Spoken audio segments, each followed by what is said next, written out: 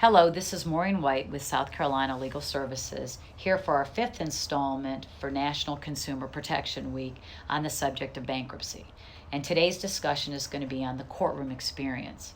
Whether you're filing a Chapter 7 or a Chapter 13, you will attend court hearings, or at least one hearing.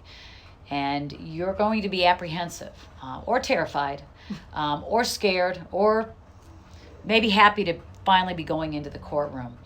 The first thing I want to explain is that you are not alone as a debtor in bankruptcy. Hearings are scheduled anywhere from 5 to 7 every 30 minutes.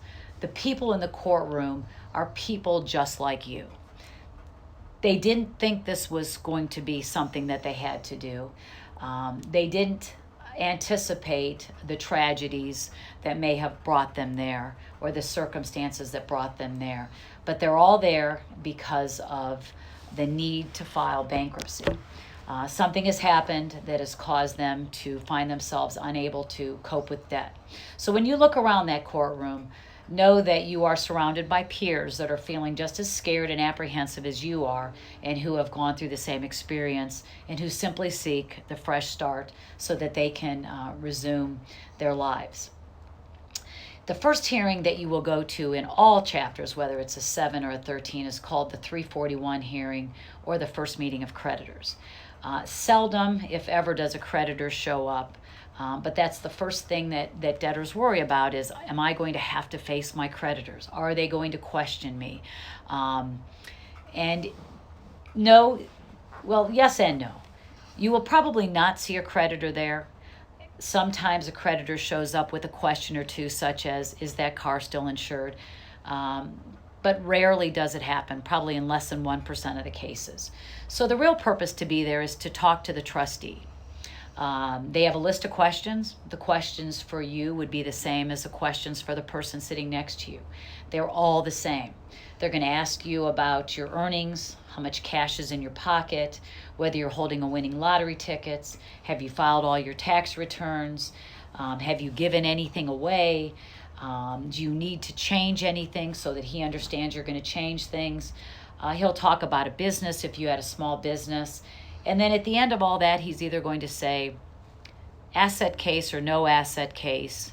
And in the case of a Chapter 13, they'll schedule it for a confirmation. But your questions are all the same.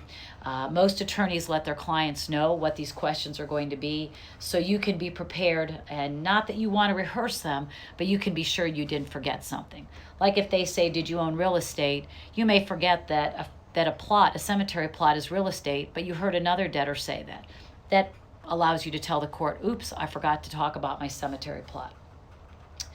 But all questions are the same. All persons there are there for the same reason, and simply come prepared, relaxed, have your IDs appropriately with you, definitely have your Social Security card you do not want to have to return, and just speak honestly and candidly to the trustee. They're generally very nice people who have to repeat these questions because it is the law. Now, in Chapter 13 cases, you may have to attend not only the 341 hearing, but other hearings such as confirmation. Are there issues about your plan? Did somebody object to the way you valued that mobile home, or the car? Is the creditor concerned that you don't have enough money to pay that mortgage and they want to try to say you don't? We're going to argue that you do.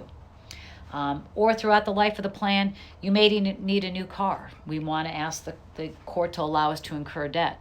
Or you may get in an accident when we want to ask the court to allow us to settle a case. Or you miss payments and the trustee brings you in to ask you, what is your intention, before they consider dismissing the case. Or you get behind in your mortgage despite the filing of the 13. In all these situations, settlement is possible. The mortgage company will allow you to pay a little extra. The trustee will allow you to pay a little extra.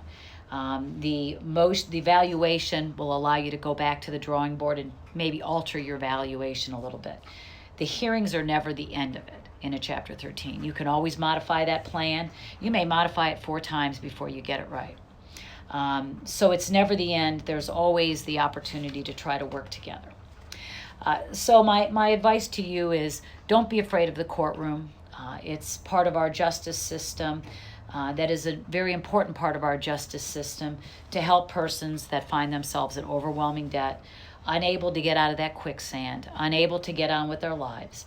And the judges are very respectful of the debtors. The attorneys are very respectful of the debtors. And the trustees are very respectful. So I encourage you, consult with an attorney. Don't be afraid of that courtroom, and go with the positive attitude that everybody in that courtroom is in the same situation as yourself. Thank you.